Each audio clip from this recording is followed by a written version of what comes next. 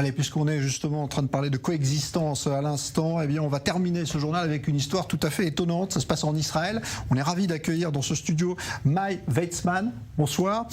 Vous êtes chanteuse israélienne et vous êtes devenue, en l'espace de quelques mois, une véritable star sur les réseaux sociaux arabes. Parce que vous avez une particularité, Mai, c'est que vous chantez divinement, on va le voir dans un instant, et vous allez parler juste après, mais vous chantez en arabe. Et c'est ça qui vous a valu cette célébrité auprès d'un public arabe. Alors, on va écouter un extrait d'abord de vos chansons, on va voir des vidéos que vous avez mises sur les réseaux sociaux, et on revient juste après.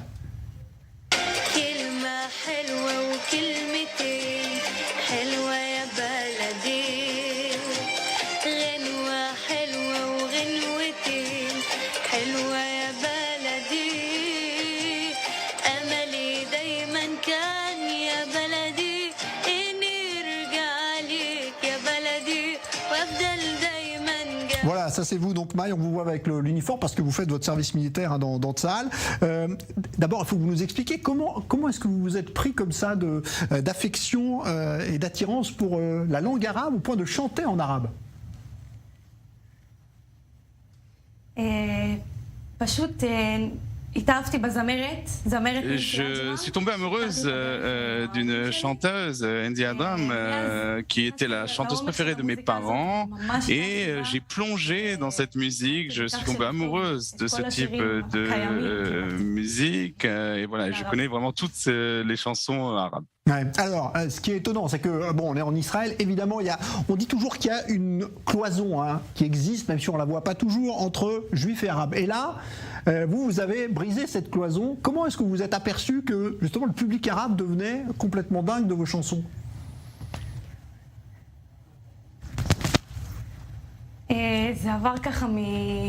Alors, ça s'est fait connaître de bouche à oreille. J'ai fait un spectacle dans un mariage et ensuite on m'a invité dans un autre mariage.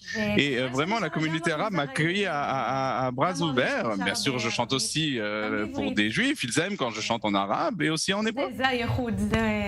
Voilà, c'est ça qui est particulier. C'est la raison pour laquelle voilà, les gens m'aiment, c'est que je chante dans les deux langues. Ouais, mais ce qui est fou, c'est que vous avez une popularité énorme aujourd'hui sur les réseaux sociaux arabes. C'est-à-dire vous faites des millions de vues, c'est ça combien vous savez à peu près? Il y a beaucoup de gens, ça dépend de la vidéo vraiment, mais c'est vrai qu'effectivement il y a des vidéos qui ont été vues par 1 million de personnes et je suis en uniforme et je chantais en arabe et c'était vraiment très spontané comme vidéo d'ailleurs. Et les commentaires que vous recevez justement de la part de ce public arabe, parce que vous êtes en uniforme de Tsahal, donc ça peut étonner aussi. Quels sont ces commentaires? Comment vous les avez est-ce que vous avez été étonné? Oui, j'ai été très surprise. Bien sûr qu'il y a des réactions moins positives, mais qui parlent de politique. Mais ce qui est plus surprenant, c'est que la plupart d'entre eux mettent la politique de côté et voilà, ils aiment juste la façon que j'ai de chanter. Bon, mais il y a eu des reportages sur vous qui ont été faits par des chaînes de télévision arabes. Ça aussi, c'est fou. Bref. Oui, ça c'est vraiment fou. Cela montre à quel point mes vidéos circulent et sont vues par tant de gens différents. Alors on est à l'époque des accords d'Abraham en Israël, évidemment, tout le monde ne parle plus de ça. C'est-à-dire que vous avez dépassé le cadre aussi d'Israël, ça a débordé, ça va dans le monde arabe aussi, c'est diffusé ailleurs? Oui, je reçois des messages sur Instagram, sur TikTok, de Bagdad, d'Arabie Saoudite, de toutes sortes de pays, de Jordanie, d'Égypte, et j'ai des gens qui me suivent dans tout le monde arabe. Et c'est très émouvant. Ah bah oui, surtout que c'est des pays avec lesquels Israël n'a pas forcément de relations diplomatiques. Vous avez parlé de l'Irak ou de l'Arabie Saoudite. Est-ce que vous aimeriez en faire votre métier d'abord? Est-ce que pour vous, faire un concert, par exemple, un jour aux Émirats, pour commencer, ou à Riyad, c'est quelque chose que vous aimeriez faire? Oui, bien sûr. Moi, je veux que la musique soit entendue par tous, que ma musique soit entendue par tous, et je suis très heureuse de toucher les cœurs de tout le monde.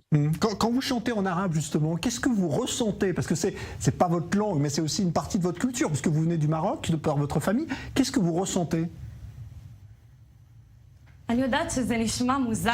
Je sais que ça peut sembler un peu bizarre et peut-être qu'on aura un peu du mal à le comprendre, mais parfois j'ai un sentiment beaucoup plus chaleureux que je chante en hébreu. C'est vraiment mon âme que je chante en arabe. Mais ça s'entend en tout cas. Merci beaucoup à Mai Weitzman, on a été ravis de vous faire découvrir. Pour ceux qui ne vous connaissent pas et ce public francophone qui va se précipiter sur les réseaux sociaux, on peut voir vos vidéos qui ont fait des millions de vues et on voulait vous inviter ce soir. Merci Mai.